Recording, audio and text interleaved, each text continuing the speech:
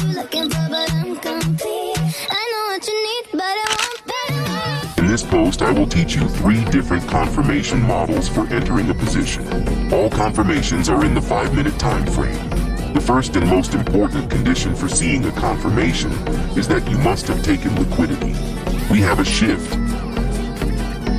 You can take the position by returning to extreme POI.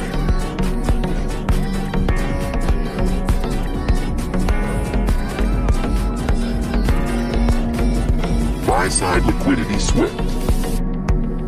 We have an inversion FVG. You can take the position by returning to IFVG.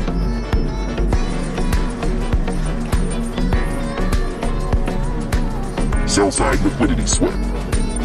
We have a shift, a displacement, breaker. You can take the position by returning to breaker. Hope you enjoyed it.